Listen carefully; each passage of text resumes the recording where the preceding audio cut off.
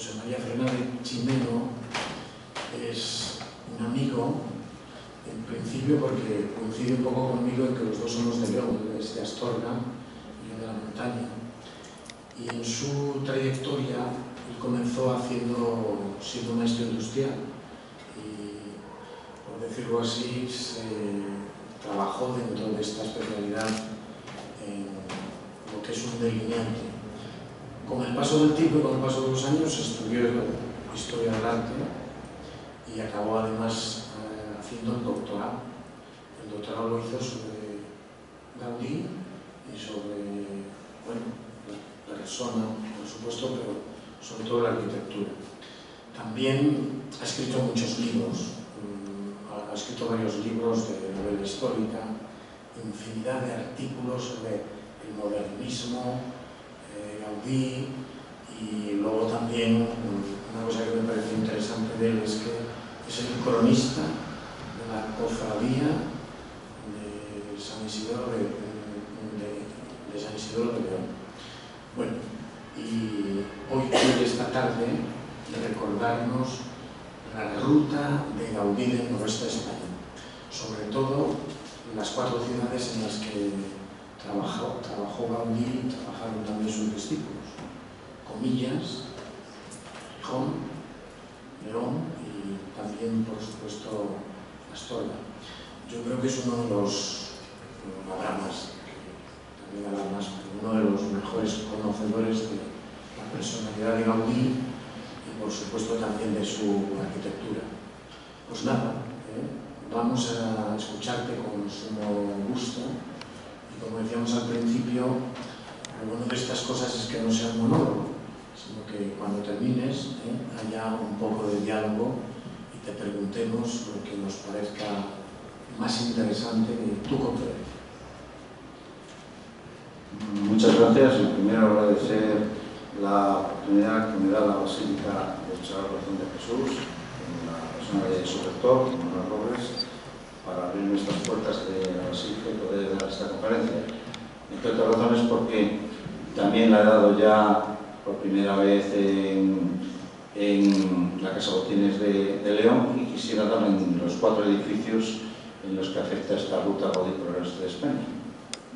Entonces la Iglesia Sagrado Corazón pues, era sitio obligado para asistir. Voy a hacer una breve introducción a la idea y luego ya me centro en las imágenes. Un par de minutos, más que nada para poner a las personas en sintonía, en posición con la idea que yo quiero plasmar, ¿no? Entonces voy a leeros. Comienza así.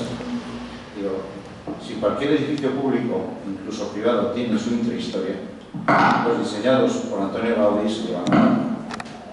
Esta palabra de Unamuno, intrahistoria, viene a corroborar lo difícil que es para un historiador de arquitectura el explicar no solo la historia oficial, plasmada en documentos, planos, fotografías, sino en descubrir las verdaderas intenciones del arquitecto a la hora de llevar a cabo su magistral proyecto. La ruta de Gaudí por el norte de España está llena de estos ejemplos, y cada uno tiene su intrahistoria que desvelaré en breves pinceladas, pues no es la finalidad de esta conferencia. Pues además esta profundidad la tenéis en el libro ya, o sea que aprovecho la ocasión para meteros el gusanillo, pero no profundidad porque no nos da tiempo material. Lo que sí voy a tratar de hacerles comprender a ustedes es que para que exista la ruta Gaudí por el noreste de España es necesario demostrar o desmontar esa visión que hoy tenemos de Antonio Gaudí como un genio, eso sí, pero un tanto reservado en su conducta e individualista en sus proyectos. Pues de no ser por la confianza que depositó en sus más directos colaboradores, como en arquitectos, maestros de obra, contratistas, no se hubiera podido llevar a cabo esta ruta que yo estoy presentando. Estos promotores, contratistas, arquitectos y maestros de obras pasarán ante sus ojos a lo largo de la conferencia como si aún tuvieran vida propia. No obstante, lo que sí deseo, antes de adentrarnos en el ingenioso universo Gaudí, es que tengamos en cuenta el contexto en el que se desarrolló, pues se sirvió de los avances de la segunda revolución industrial. Me refiero a los cambios interrelacionados que se produjeron fueron aproximadamente entre 1870 y 1914, cuando se inicia la Primera Guerra Mundial. Durante ese tiempo, los cambios sufrieron una fuerte aceleración. Si bien el tren era anterior, este experimentó una expansión en toda España. Por ejemplo, llegó a León en 1863, a Astorga en 1866, mientras que Gijón ya tenía un tramo de ferrocarril con arreglo desde 1852, aunque el primer convoy ferroviario que inauguró el trayecto Pola de Lena a Gijón no fue hasta 1874, año en que la estación del norte se ponía en marcha de la mano del ferrocarril tirando de la modernidad. Lo que en un principio fue un medio de transporte para mercancías y para ocio de nobles, príncipes y burgueses acaudalados, que tenían en el tren la oportunidad para viajar a lugares exóticos. Todos tenemos en mente el Orient Express y esa vida bohemia. Pero pronto se fue ocupando de empresarios, arquitectos, ingenieros, contratistas, maestros de obras y artesanos, que, como en el caso que nos ocupa, propagaron la difusión del estilo modernista, hasta llegar incluso a Gijón. Pero no solo el ferrocarril, sino también la fotografía y la comunicación, tenemos por teléfono, el telégrafo, ahora diré más tarde, fueron los que cambiaron la forma de proyectar también de los arquitectos, quienes como Gaudí requerían, por ejemplo, de fotografías, pero pasó con Astorga, fotografías para diseñar sus edificios, porque ya querían conocer el entorno en el que se iban a construir, los edificios que había alrededor, como en la población. Pero no solo eso, también iba a construir, o simplemente como se hizo con la iglesia de la colonia Güell, para recurrir a un método empírico, a base de cordeles y saquitos de perdigones, y convertirlo en una maqueta funicular de cálculo de fuerzas resultantes. Esto que parece así muy complejo lo veremos después de una forma muy sencilla y atañe precisamente a la iglesia del Sagrado Corazón de Jesús en la que estamos. En definitiva, veremos una ruta Gaudí que en su día formó parte de una época de progreso y de prosperidad, la época de finales del siglo XIX, y que, como iremos descubriendo en esta conferencia, sigue viva y también puede participar de esta otra nueva época de progreso, que ahora menos progreso nos espera, pero bueno, sobre todo con el AVE, que puede llegar hasta Campomanes, y el tren puede volver a ser el partícipe de esta ruta. Y lo que sí les voy a decir es que, por ejemplo, aquí tenemos una imagen de Roberto Díaz Tolosia, un cuadro que hizo específicamente, una pared específicamente para ilustrar esta guía, y que pretende ser pues, la estación de León, ahí con el cerramiento, la marquesina metálica que hay en la parte de arriba. Entonces, también esta guía tiene su parte artística, y la veremos además en ilustraciones de este pintor y de otro pintor leonés, Carlos Sala, un buen amigo que también colaboró en esta guía. Esta guía del noroeste de España es la única posible fuera de Barcelona. Eso es lo que queremos. Quiero que quede constancia de que tenemos la oportunidad de reivindicar una guía única, en el aspecto de que Gaudí potencialmente es una marca, es una imagen. A nivel internacional mueve muchísima gente, y la única posibilidad que hay fuera de Cataluña es de crear esta ruta. ¿Por qué? Porque los tres edificios que construyó Gaudí, más este, que de sus colaboradores, pueden marcarla, y yo, desde hace ya 5 años, esto precisamente lo que estoy haciendo es lanzar de nuevo la idea, a ver si la captan, a ver si los empresarios, las cámaras de comercio, la hostelería, los ayuntamientos, las diputaciones, todos les gustara esta marca y esta posibilidad, porque todos estamos hartos de ver la ruta del Cid, la ruta Cervantes, y por qué no va a ser la ruta de Gaudí por el norte de España, que mueve mucho, podría mover mucho dinero y muchas devociones también. Bueno, el caso es que aquí tenemos esta ruta como sería por carretera o por tren, pasando en Pajares. Y bueno, esta conferencia también es un poco un homenaje al tren, porque sin él no hubiera sido posible, por ejemplo, que este Gaudí de 1878 pudiera viajar, o se planteara siquiera viajar hasta León y hasta Astorga, ¿no? En su momento. Ahora se cumplen 40 años desde que en 1882 Gaudí recibió el primer encargo lejos de Barcelona, cuando ahora era un desconocido. ¿Cuál fue el primer encargo? Aquí lo tenemos. Esto es el capricho de Gaudí, y esto no es una casualidad. Él era un arquitecto que trabajaba casi como delineante, ¿no? Trabajaba en un estudio de arquitectura para otro arquitecto, Montaner, que era muy reconocido, ¿no?, en Barcelona. El caso es que sucedió que hubo una época en la que el primer marqués de Comillas recibió a los reyes de España, fueron 2 años en Comillas precisamente, y fue el tren que posibilitó que se llevaran toda esa cantidad de mercancías y de vagones llenos de todo, desde un kiosco como estamos viendo ahora, este kiosco que está atribuido a Gaudí, y aquí tenemos al primer marqués de Comillas, que hizo mucho por Barcelona y ahora le han quitado la estatua y la han denostado. Pero bueno, la historia la pondrá en su lugar porque él fue el dueño de la transatlántica, muchas empresas en las que apoyaron a la corona española, pues en la defensa, por ejemplo, de Cuba, de Cuba, en muchas otras vicisitudes de la historia de España. Este hombre participó en aquella época con sus dineros para apoyar a la reina de España, en definitiva. El caso es que en ese entorno tenemos un personaje que es Máximo Díaz de Quijano. Este también venía de Cuba, se llamaba por eso el indiano, ¿no? Un indiano. Y este hombre era concuñado de Antonio López, pues su hermana estaba casada con un hermano del naviero. El caso es que era un abogado, un dandy y amante de la música, que encarga a Gaudí le diseñe una villa de veraneo en Comillas. Aquí vemos el libro que se le atribuye a él, Tonadilleras, duplecista. El caso es que este hombre era un bohemio, como lo estamos explicando, y hace ese encargo a través de los marqués de Comillas y a través del conde Güell para que un joven Gaudí se enamora de ese kiosco que hemos visto, que es un diseño un poco arabesco, y le encarga su casa de veraneo, que sería el Capricho.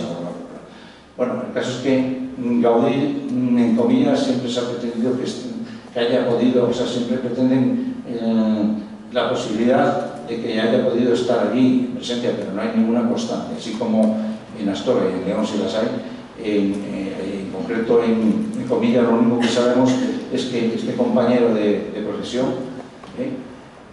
Cristóbal Cascante y Colón, fue el que llevó a Comillas una maqueta que le entregó el propio Gaudí y posiblemente unos planos que a lo mejor quedaron en Barcelona porque en Comillas no hay ninguno y en Barcelona, como veremos, se destruyó muchas cosas de Gaudí. El caso es que con esto comenzamos a reivindicar lo que yo llamo la rota de Gaudí por el resto de España, que es de sus colaboradores y sus compañeros, vamos, de profesión, sobre los que él delegó, si no, no hubiera sido posible, porque él de Barcelona solía salir en contadas ocasiones. El caso es que esta obra, que aquí vemos un plano posterior, este plano es del siglo XX, un diseño que se hizo, pues es un diseño espectacular en el aspecto de que tenemos una orientación hacia el sur, pero aprovechando la luz. Vemos que las partes, la parte noble de la casa, tanto lo que está al este, que son las dependencias, las habitaciones de este hombre, de Máximo Díaz de Quijano, como después los posteriores, con la luz del oeste, donde estaría la biblioteca y donde estaría el salón, pues todo esto va haciendo un juego sobre la luz, y por medio tenemos lo que se supone que es esta parte, que no sabemos si Gaudí es un diseño de él o es posterior. Esta parte es un invernadero para dar más luminosidad al espacio. Aquí lo vemos como está hoy en día, pero esto es un añadido posterior a lo que Gaudí diseñó. El caso es que lo que sí hizo Gaudí es ya conocer la personalidad de las personas que le encargaron un proyecto. personalidad del que pagaba. En concreto, lo que fue es hacer un homenaje a la música. Esto que haya ido al Museo del Capricho, comprobará que las barandillas, por ejemplo, tienen la nota musical, que es la sol, que las ventanas tienen sonidos también, si las subes o las bajas con un carrillón, etcétera, etcétera. Entonces todo esto era un homenaje a este hombre y ya demuestra que Gaudí era un diseñador genial, que ya incluso en sus comienzos no era un diseñador de encargo, un arquitecto que le decían hazme un edificio sin más, simple, sin personalidad, sino que él ya trataba de ver quién era el que iba a vivir en esa casa. Precisamente, antes de adentrarnos en el Palacio Episcopal, diré que este hombre, Máximo Díaz Quijano, vivió 7 días en esa casa. Estaba enfermo grave y a los 7º día murió en ese edificio. Aquí tenemos la ilustración, ya nos adentramos en el Palacio Episcopal. ¿Y qué tenemos? Pues a un obispo de Reus, como Gaudí, a un obispo que en 1866 ya es recién llegado a obispo de Astorga, que padece el incendio del Palacio Episcopal, ya es quien tiene que buscar una solución. Tiene la suerte en este caso de que el gobernador del Banco de España, don Pío Bullón, era de Astorga. Entonces pretendían que reconstruir este viejo Palacio Episcopal podía conllevar unos gastos tremendos que la ciudad no podía soportar. Una ciudad que, aunque era próspera en algunos aspectos, también estaba un poco en decadencia porque el tren había hundido el negocio de la herrería, Margata, y los transportes por carretera. El caso es que, gracias a este hombre, a don Pío Bullón, consiguen la financiación del Estado. Por eso es un edificio que está financiado por el Estado desde un principio. Así como son pocos los que Gaudí, porque de hecho de este edificio lo dejó abandonado y salió escaldado y dijo que no quería volver otra vez a trabajar para un servicio público, vamos, tanto un obispado como un ayuntamiento, y era porque era muy especial, en particular, y claro, y sobre todo que no mira, el defecto que tienen los genios es que no miran el coste de las obras casi, de los diseños, y eso se lo permitía un personaje como ese Conde Güell, que puso todo el dinero que él quiso para hacer lo que Gaudí le dio la gana. Ahora vamos a ver que este hombre, sin embargo, ya había conocido una pequeña obra de Gaudí cuando era vicario general de Tarragona, y entonces aprovechó de que no había arquitecto municipal, ni que había en Astorga, ni tampoco de la diócesis de Astorga, y entonces aprovechó y para este proyecto dijo que iba a encargar a Gaudí este magno edificio que realmente era desproporcionado para las posibilidades de una ciudad pequeña como era Astorga en su momento, ¿no? Aquí ya tenemos a Gaudí en 1888, 10 años después, muy cambiado del que vimos al principio.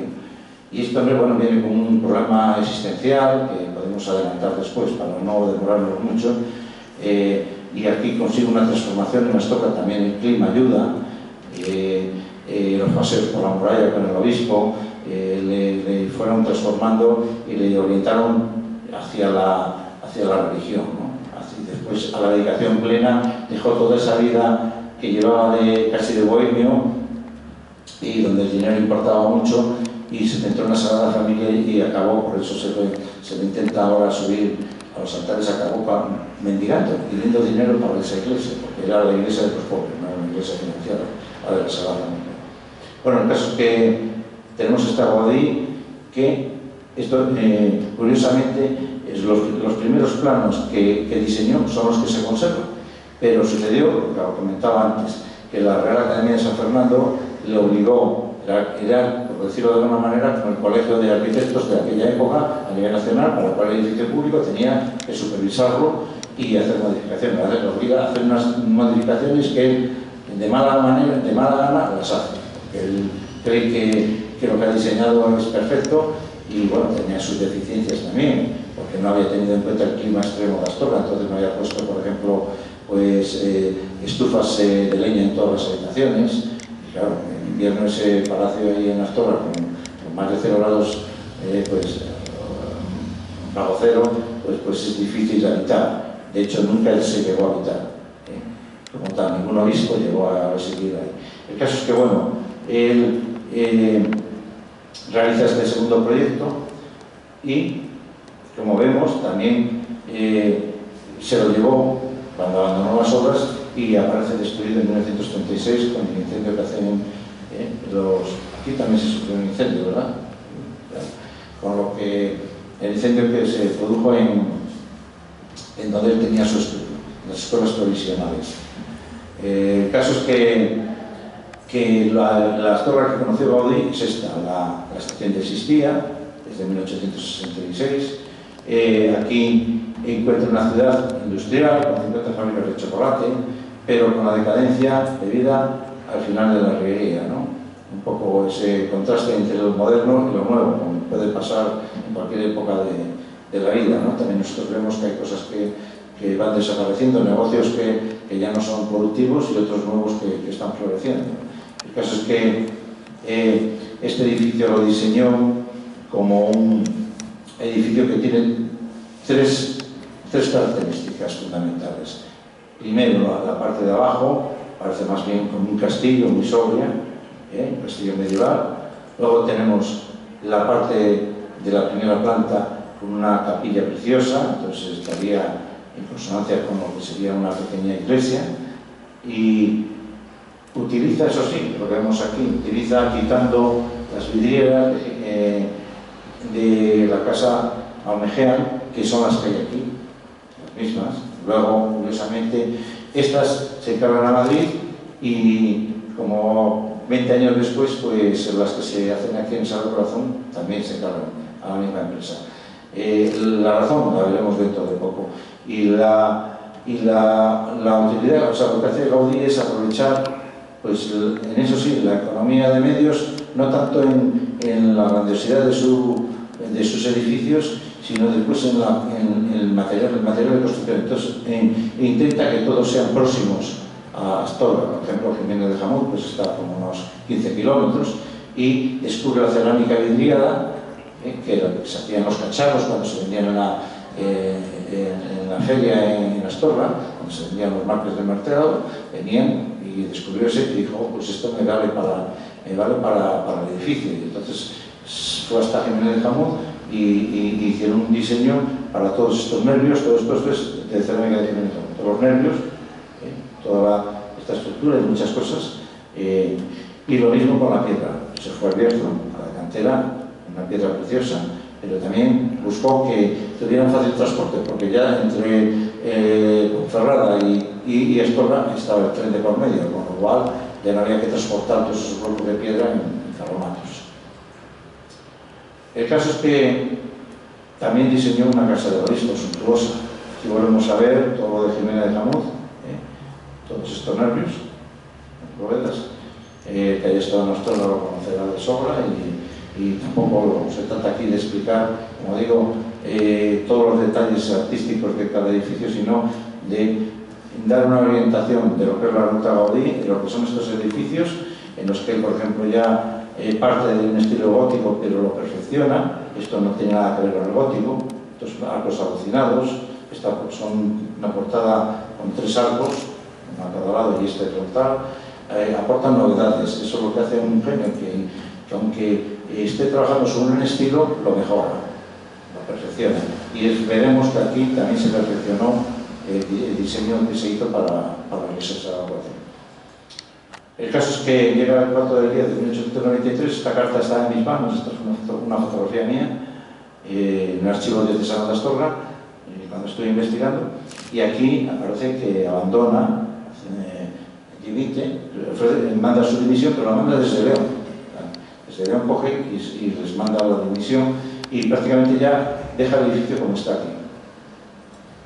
Así quedó hasta 1913, en el que otro obispo, el obispo de Corea, lo intenta retomar las obras y acude incluso a Barcelona a intentar que Gaudí vuelva y termine el edificio. Y Gaudí se niega, Redondo dice que está dedicado de lleno en cuerpo y alma a la Sagrada Familia, que ya no quiere saber nada de Astorga.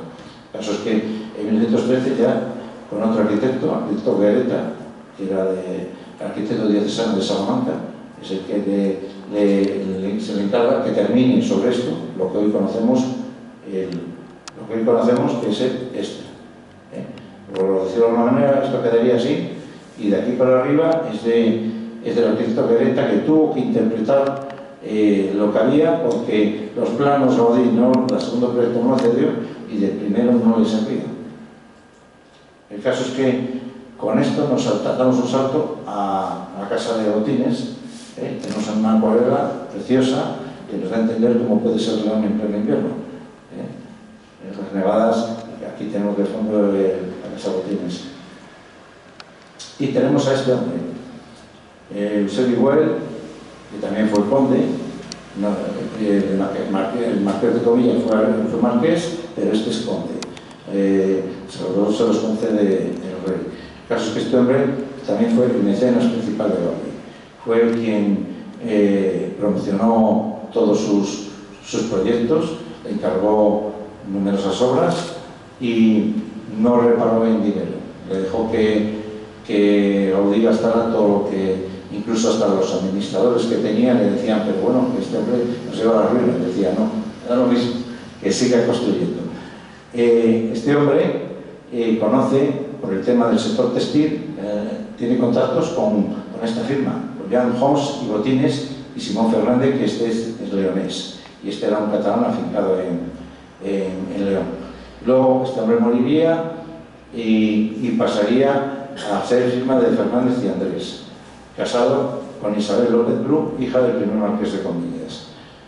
Bueno, este es fundamental porque también Gaudí, muchas veces la gente se pregunta, ¿y cómo pudo venir a León y Astorga? Bueno, pues a Astorga lo hemos explicado por el obispo y lo de lo explicamos por la relación que tenía este hombre con este otro personaje, con el empresario Mariano Andrés.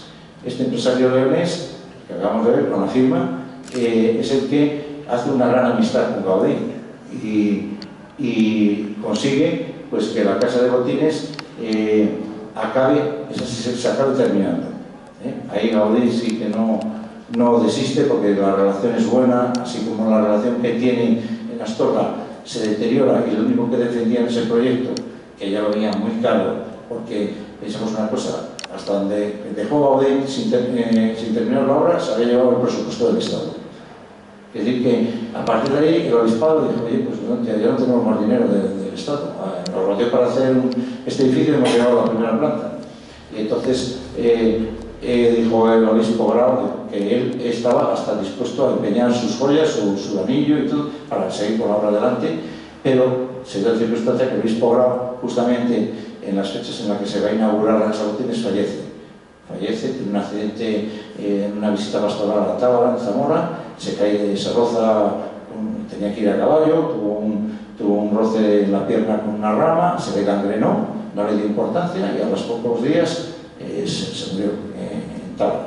Y entonces Gaudí, a partir de ahí es cuando escribe esa carta, porque después el cabildo de la Catedral de Astorga le dice que o hace economía de guerra o se tiene que marchar, y él coge y se marcha, porque no está dispuesto a terminarlo de cualquier manera, que era lo que le pedían, ¿no? Bueno, el caso es que es totalmente la diferencia entre Astorga y León. Uno es un edificio que empieza con muy buenas perspectivas, porque tiene presupuesto del Estado, y otro que empieza muy mal, como veremos dentro de poco.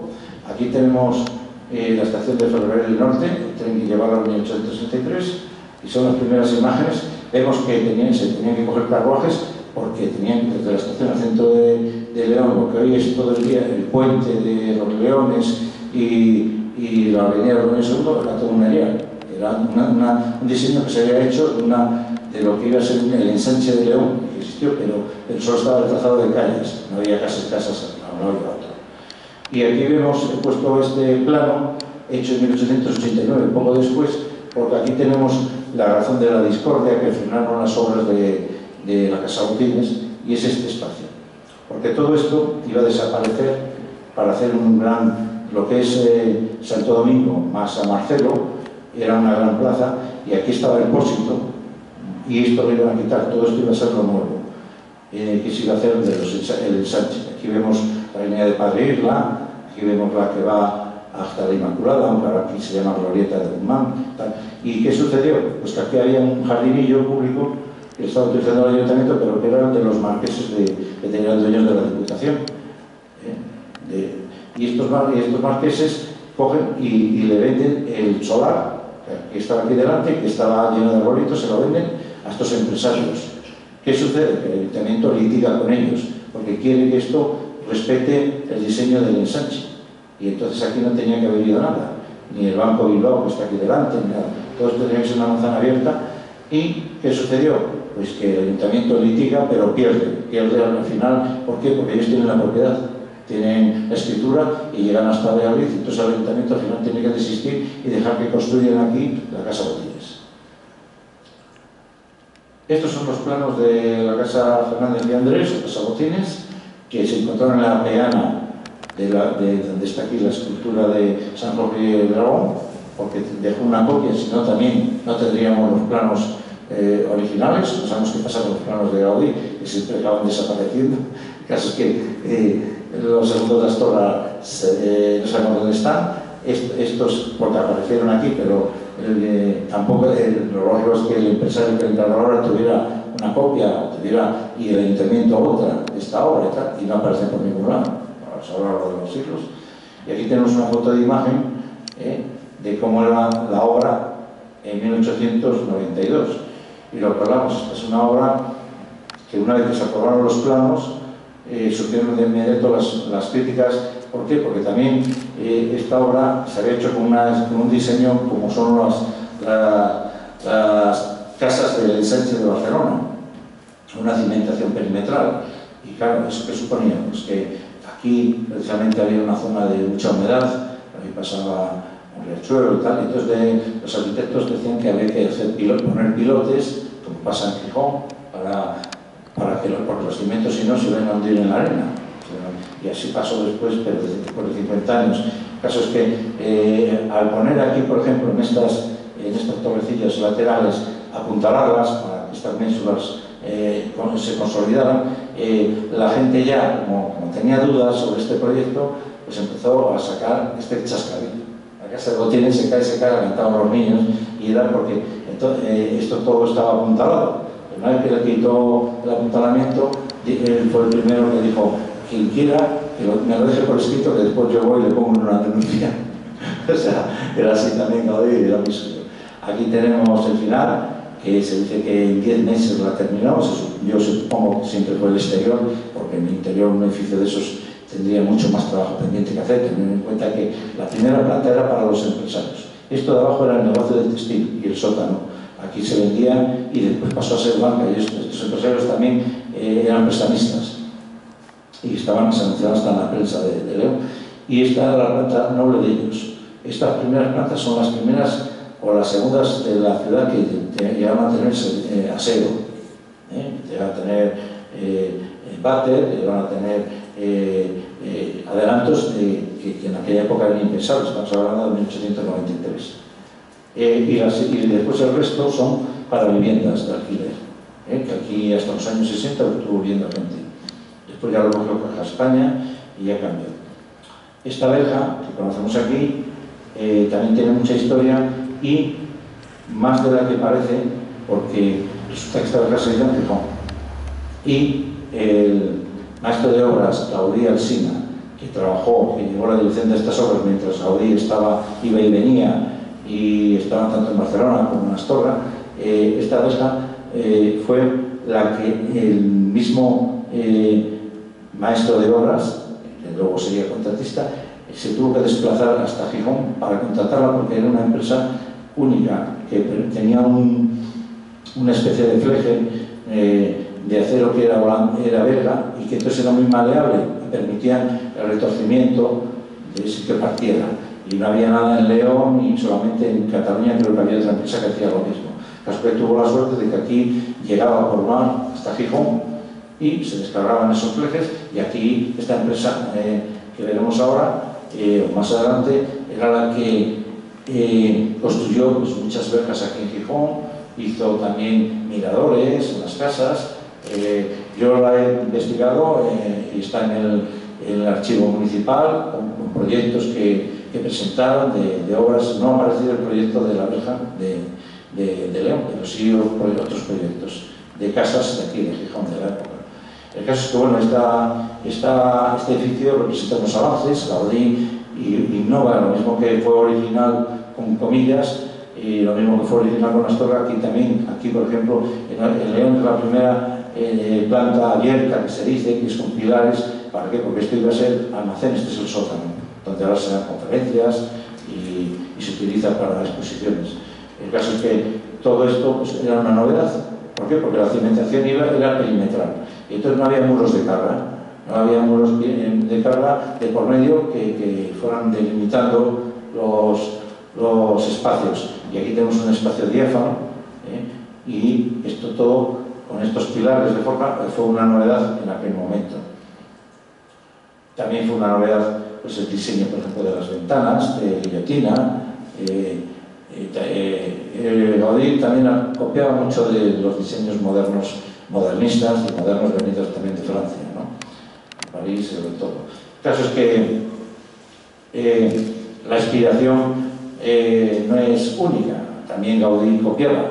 También en este caso se dice que de los castillos estos de Loira, en concreto pues pudo copiar el diseño. Aquí vemos las torres, el tejado inclinado con mucha pendiente para soportar frío, nevadas y el clima del norte, ¿no? Y entonces, a lo mejor para hacer el diseño hay personas que dicen que no es un edificio tan neogótico como parte de norte, es más de este estilo, ¿no? Que este es del siglo XVI. Y ya nos centramos en Pajares. En el puerto de Pajares nos vamos a centrar en Asturias. ¿Qué hacía falta para llegar aquí? Pues este adelanto. Para comunicar León con Asturias, que no fuera por el puerto de Pajares, caminando a través de sendas tortuosas, pues el tren salvó esta distancia, que era una obra de ingeniería en su momento tremenda, ¿no? Lo que llamaban aquí la rampa de Pajares, en 1884. Y esto ya comunicó Pola de Lena, yo decía ya en la introducción que el tren existía entre Pola de Lena y Gijón, pero ya comunicó León con Pola de Lena, y entonces Claudia Alsina y muchas otras personas ya pudieron utilizar el tren para poder llegar hasta Oviedo y hasta Gijón desde León. Aquí tenemos la estación y tenemos a este personaje que llegó por primera vez, como digo, en 1892-93 como motivo de la verja, y a esta empresa que es la Heredia y Compañía. Y luego 10 años, curiosamente, en 1902 aparece aquí como maestro de obras, retorna con su familia dejando de trabajar en la iglesia de la Sagrada Familia, pero aprendiendo en esos 10 años mucho con Gaudí, que eso es importante para también el devenir de esta obra, porque una cosa es que los diseños interiores se de Gaudí o gaudiniano, y otra cosa es que hay aquí y alguien que lo pueda construir, que tenga la capacidad. Y entonces se dan las dos circunstancias. La de que este hombre, Gaudí Alsina, yo pretendo relacionarlo con el tema de la verja, tuvo que venir a Gijón y 10 años después aquí se asienta con una familia con 6 hijos. La mujer se traslada toda su familia hasta aquí. Entonces el motivo tiene que ser que aquí tenía mucha oferta de trabajo, como si fuera. El caso es que vamos a adentrarnos en la iglesia del Sagrado Corazón de Jesús, y vamos a ver qué relación guardan con el estilo gaudiniano. Y aquí tenemos otra ilustración de Orosia, preciosa, que la tenéis también ahí en el libro, una acuarela. Y también tenemos que tener un promotor o una persona que, como el obispo Grau, se obsesione por llevar adelante este proyecto, que hay mucha gente de la que veo por aquí conocerá la historia de todo el problema del ayuntamiento que no da permisos. En concreto es el padre Patac el que lo lleva adelante. Esta foto la conseguí yo de un antiguo alumno jesuita de aquí, del colegio de jesuitas de Gijón, que creo que es cardiólogo, y entonces preguntando, porque no había foto de este hombre en ningún lado, y preguntando me envió esta foto, que él la tenía, ¿no? A lo mejor la tiene en Madrid o la tiene en algún lado. El caso es que aquí, porque esta foto tenía que estar en este edificio, y yo no lo he visto, pero este es el promotor realmente de este edificio, este hombre. Es el que se obsesionó, estuvo pues desde 1911, que se firma el proyecto, hasta 1918, que se empieza a construir, 7 años de litigios, litigando con el ayuntamiento, con el principado, con todo, hasta conseguir que aquí se actualizara esta obra. Y tenemos a Claudia Alsina, el personaje fundamental también. Son los 3 personajes que voy a enseñar ahora, son los básicos fundamentales de la construcción de este edificio, de esta basílica hoy en día. Y lo que comentaba 10 años después, tenemos a Claudia Alsina, y este ya era un experto en colocación de bodegas calificadas, en los arcos parabólicos, que lo había ido a aplicar en el templo de la Sagrada Familia. Ya viene con un bagaje, en aquel momento los maestros de obras de catalanes eran los más avanzados de toda España, el tipo de construcciones, esto de bóveda calificada, de otro tipo de avances eran básicamente catalanes. Y tenemos este otro personaje, que yo no sé si estuvo aquí en alguna ocasión, pero es el arquitecto. Este es el arquitecto de este diseño, que tampoco es el original, porque yo he visto los planos originales y hacen un diseño neogótico con 2 torres, el Cristo arriba no aparece, todo eso es de más de la cruz, posterior. Eso fue después el arquitecto aquí el que siguió. Pero lo que sí va a hacer este hombre es el diseño gaudiniano, de la maqueta funicular de Gaudí. ¿En qué consiste esta maqueta? Vamos a ver muy sencillo. Esta maqueta, como hemos visto anteriormente, aquí decimos que había colaborado en la lista de la colonia Guard desde 1908 hasta que se pararon las obras en 1914 con la muerte del conde Güell. El conde Güell, el famoso conde Güell que hemos visto en escenas de Gaudí, pues fallece en esa fecha y se paran las obras de la famosa cripta de la colonia Güell, pero encima de la cripta hay una iglesia que nunca se construyó. Y el diseño era este. Gaudí no tenía unos conocimientos matemáticos de los que tenía un arquitecto, ni se le referían en aquella época. Entonces trabajan casi un poco como, no digo como en la Edad Media, pero yo siempre vengo a decir que Gaudí fue el último de los magister operis, de los maestros de obras del medievo, y uno de los primeros arquitectos modernistas. No solamente en el concepto de trabajar, de rodearse con gente, con un grupo, como una logia de constructores, y convivir con ellos, no el arquitecto distante, después que sería el arquitecto del Renacimiento, que guardaría las distancias con el resto de los obreros, y sería más una persona más refinada, de gustos y de poco mancharse los pies en el barro. El caso es que Gaudí, al no tener conocimientos matemáticos, diseña esta maqueta funicular. Lo que hace es arriba dibujar la planta de lo que va a ser la iglesia y coloca, no sé, con una serie de cordeles y saquitos de perdigones, va haciendo la catenaria, va haciendo el arco parabólico, que veremos ahora. Aquí se ve muy mal, y precisamente el diseño que hizo Gaudí, que se supone que es como este, también se quemó, también fue quemada en 1936 en las escuelas provisionales donde tenía su estudio, pero en los años 60 hubo un arquitecto holandés, que es este hombre que está aquí, que basándose en las fotografías que había, cogió y la reconstruyó, de tal manera que ahí está en el Museo de la Sagrada Familia. Y lo que hacía era lo siguiente: aquí vemos colgando del techo lo que sería esto, el perímetro de la iglesia Güell. Este sería el perímetro, y colgaba unas cadenas con unos pesos, pero aquí son cadenas, se ha hecho, pero allí él lo hacía con cordeles y con saquitos, o sea, cada saco, el peso que le ponían eran de perdigones, decía, pues tantos gramos de perdigones equivale la construcción a tantas toneladas que tiene que soportar de estructura, y según eso iba sacando la forma, el perímetro de la catenaria, y lo sacábamos en un cálculo exacto, no se caía en ningún edificio, pero lo que él hizo fue lo siguiente: darle la vuelta a la fotografía. Eso que antes era una maqueta, cogió y él mandó a hacer una fotografía y le dio la vuelta, y entonces tuvo lo que sería la parte superior de la iglesia, de la colonia Güell, que nunca se llegó a construir. Aquí lo vemos mejor porque precisamente esta es una fotografía que encargó Gaudí y que él coloreó. Aquí abajo está la cripta que conocemos, que existe, y esto es todo lo que se iba a diseñar. Y aquí está el polígono funicular que hemos visto en la maqueta, pero él lo que hacía era darle la vuelta y entonces ver cómo iba a quedar la iglesia con su diseño. Así de sencillo, de una forma empírica, sin cálculos estructurales, sin ordenadores.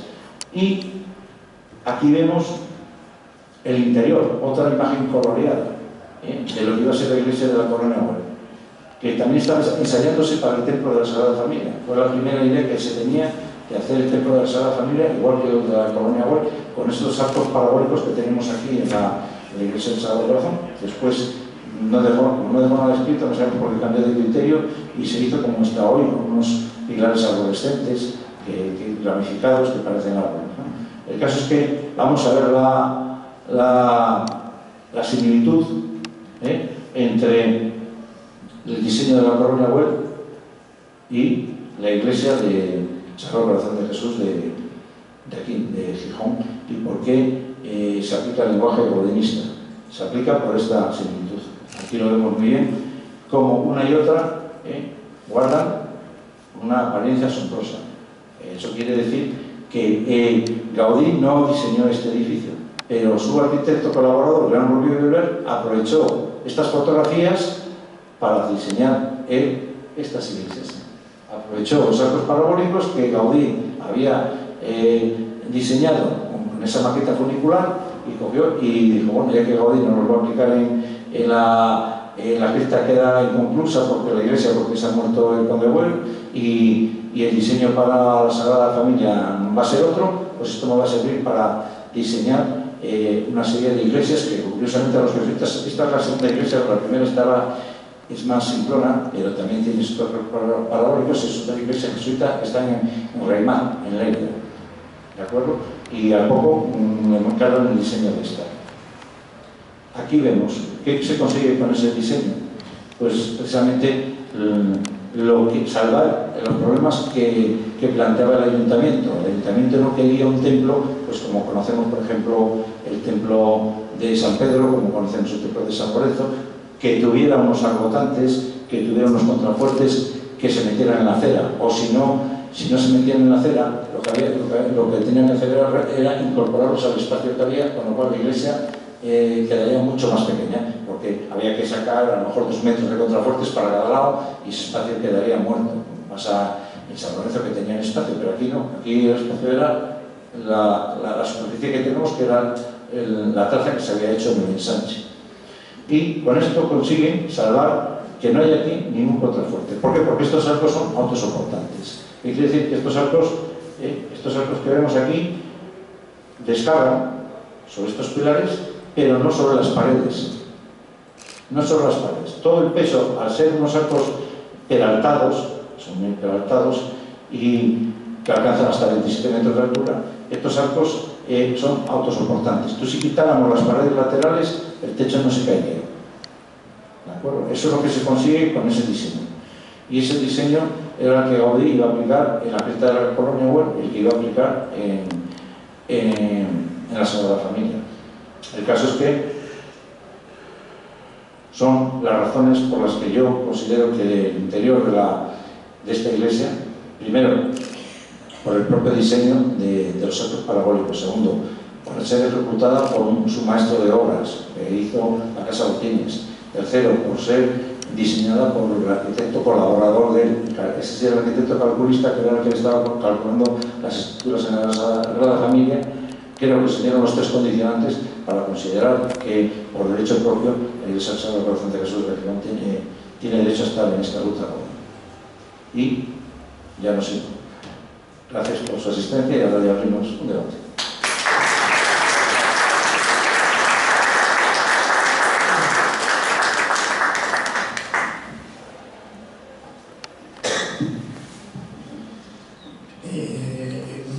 He oído muchas versiones sobre la casa de botines. No sé si sabes un poquito por qué se le denomina así casa de botines. He oído varias versiones que son, creo que son simpáticas, pero a lo mejor es una curiosidad y te la pregunto. Pues la curiosidad estaba aquí respondida, porque en concreto, en este personaje, Joan Hons y Botines, que se tergiversó y como era catalán, decían que tenía que ser Botinás, entonces se había castellanizado el apellido y que en concreto, pues entonces lo de Botines era una invención, no era como los zapatos de Botines. Pero resulta que, ¿no?, que en un artículo reciente se demostró que el apellido catalán era Botines, no Botinás. Y este hombre llega pues, en los años 1870 y se instala en León y se une a Simón Fernández. En aquel momento era muy típico las relaciones entre empresarios y también familiares. Y quiere decir que Simón Fernández se casa con una hija de Hons y Botines, y entonces para unir más si se quiere el negocio, y esta hija después muere y viene una sobrina antes de morir a atenderla y después se casa con la sobrina. Entonces todo ese proceso. Pero yo creo que parte de aquí, de este apellido, del apellido Botines. Muy bien.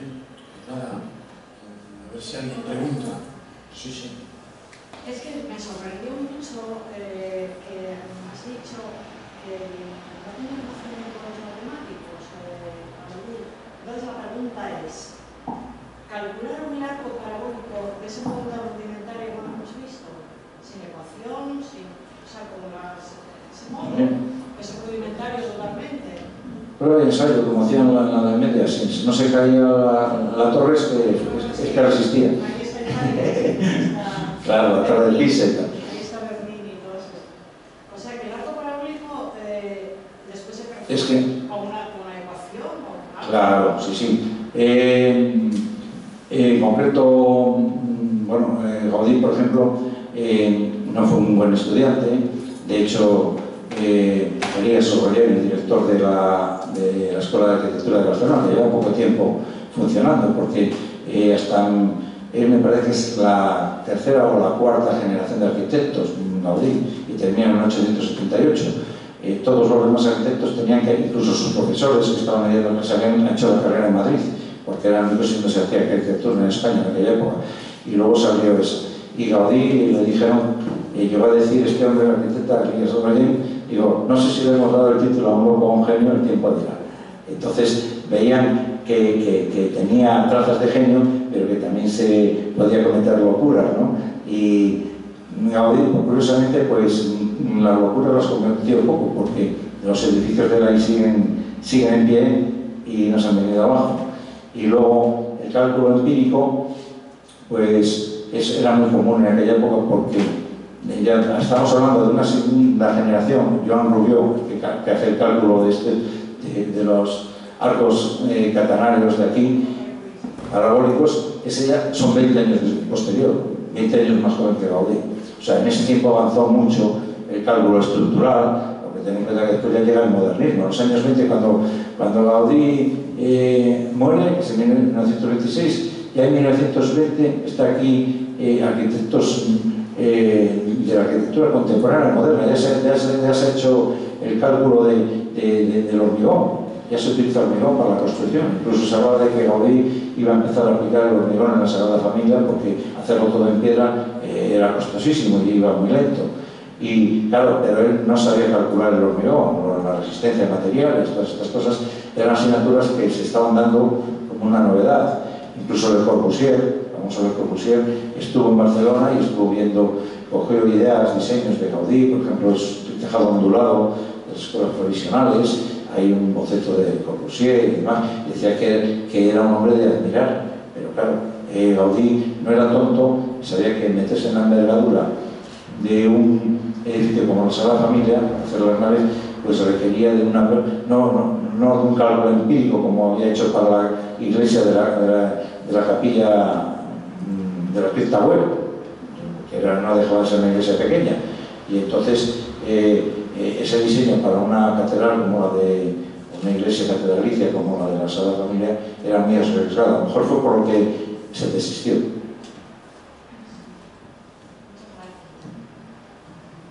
Quisiera que hablaras un poco sobre cómo pudo ser la conversión de Gaudí para realizar todas estas obras religiosas y Sí. lo que se está intentando con su beatificación. ¿Por qué esta razón? Bueno, en concreto Gaudí, como hablé en un comienzo, era una persona que justamente cuando está haciendo estas obras como la Cripta de la Coruña Güell o la Pedrera, la Sacarbet, los primeros años, el Capricho de Gaudí, era una persona que vestía como un arquitecto, era del Ateneo catalán, iba a fiestas de sociedad, se relacionaba con la gente, no tenía una inclinación, por decirlo así, mística, ¿no? El caso es que siempre se habló de que él tuvo una relación sobre los años, un par de años antes, los 38 años, por ahí antes de venir a Astorga, con Pepeta Moreu, que era una mujer de una belleza excepcional, pero que además él iba a visitar Mataró porque allí le habían encargado hacer un proyecto pequeño, que era uno de los primeros proyectos que él hizo de las naves de Mataró, que ahora la tiene como museo, y ahí aplican ya los arcos catenarios, los aplica para hacer una nave industrial de Colorado, para productos de textil. Y entonces la conoce, es una mujer pero de ideas muy liberales, que sería para una conferencia, porque si yo me río de las feministas de ahora, esa sí que era feminista de verdad. Esa acabó hasta la iglesia separándola de su marido por los malos tratos, lo había dejado abandonada en Argel. Bueno, el caso es que esta mujer tenía conocimientos, tocaba el piano, sabía francés, tenía cultura, su padre la había educado con una cultura. Y esta se enamora Gaudí y también tiene un fracaso que ella le rechaza, porque ve a Gaudí que sea un papanata, ¿no? No lo ve como que sea un genio, después de a lo mejor como persona pues no tenía muchos impactos. El caso es que llega a Astorga con la crisis que de los 40, ¿no? Y a lo mejor una crisis existencial, no solo por los amores, sino porque yo creo que estaba también cambiando de mentalidad y se estaba planteando muchas cosas en la vida que pueden tener valor o no. Y entonces en esa situación se encuentra con que está el obispo Grau, que es el que le encarga la obra del Palacio Episcopal, pero que además la acoge en las dependencias del seminario, donde el obispo tiene sus habitaciones. El caso es que Gaudí allí dice que con los raros paseos, los viajes que hizo con el obispo por toda la maragatería, buscando estos materiales como Jiménez de Jamuz, le acompañaba en alguna visita pastoral, tal, fue introduciéndose en el tema religioso y acabó con que llega a Barcelona, cuando abandona el marcha de León en 1893, justo con aquella carta del 4 de octubre que hemos visto, y luego hay constancia de que el año siguiente, en 1894, en Barcelona, sigue con la crisis existencial hasta el punto que hay incluso un dibujo de él metido en la cama. Dice que se metió en la cama y que no quería salir ni de la cama ni nada, y que entonces como ya llevaban diciendo las obras de la Sagrada Familia, preguntaron por él, qué le pasaba, y él estaba a cargo de una sobrina, porque él no se había casado y tenía una sobrina y vivía con ella y con su padre, después. Y el caso es que pues las más, que está con una depresión, pero quiere salir de la cama, ni se afeita, ni come, y entonces tuvo que ir otro sacerdote, otro obispo Ilia Torras, catalán, que también influyó después mucho en él. Una vez que murió el obispo Grau, influyó y le dijo que si tenía dicen que lo convenció a salir de la cama porque digo, si tienes ese saber en tu mente para construir la Sagrada Familia es porque Dios te lo ha dado. Entonces no puedes abandonar ese proyecto y tienes que seguir con él. Entonces como que se centró ya en aquello y se dio cuenta de que su vida iba, a partir de ahora, iba a dejar todo lo demás y centrarse en la Sagrada Familia. Y así estuvo pues desde 1894, después hizo obras como la Pedrera y tal, pero cada vez fue más dejando las obras, y en el siglo XX ya no quiso coger ningún encargo y se centró en la Sagrada Familia, para poder ser un hombre ya reconocido y ganar mucho dinero como arquitecto, y sin embargo le tenían por un pedigüeño, y porque iba a casa de los ricos a decir: dame dinero para la construcción. Dame dinero para la construcción, porque esta es la iglesia de los pobres, esto es la iglesia de la Sagrada Familia, y esto no se financia con dinero ni del Estado, ni del Ayuntamiento, ni de nadie, esto es de la gente del pueblo que da limosnas. Y entonces, claro, eso le ha encumbrado a reconocerle como un personaje digno de estar, no en los altares, pero bueno, como un beato, ¿no? Porque no ha hecho milagros, aunque ahora intentan, pero por lo menos beatificarlo. ¿Por qué? Por una vida ejemplar. Una vida de reconversión, como quien se cae del caballo, ¿no? Y luego cae radicalmente, o sea, más o menos eso le pasó a Astorga, se cayó del caballo y cambió radicalmente, entonces ya era de misa diaria, de estar todo el día metido iba a misa, iba a su casa, y iba a la Sagrada Familia, donde tenía su estudio, incluso en su estudio puso una cama y dormía allí muchos días y tal. Y claro, todo eso empezó a despertar también la admiración de otros arquitectos jóvenes que iban allí a hablar con él, y son los que han escrito después frases de él, conocimientos de él, que les impartía. Por eso decir que se comparaba un poco como que Gaudí, como Jesucristo no dejó nada escrito, pero que tuvo sus 4 apóstoles, y eran 4 arquitectos que han escrito sobre sus experiencias y comentando lo que Gaudí les decía. Sí, solo una anotación, porque comentaba la dificultad para encontrar una fotografía del padre Cesario Ibero, que era el rector de la residencia de los jesuitas de aquí en Gijón y el principal promotor de la iglesia. Y una curiosidad es que el padre Ibero está en la pintura del ábside de la iglesia de los hermanos Simenkamp, aparece ahí arrodillado de sotana. Sí, eso me lo dijo Don Manuel. Sí, me parece arrodillado y con monete. Sí. El padre Ibero había venido a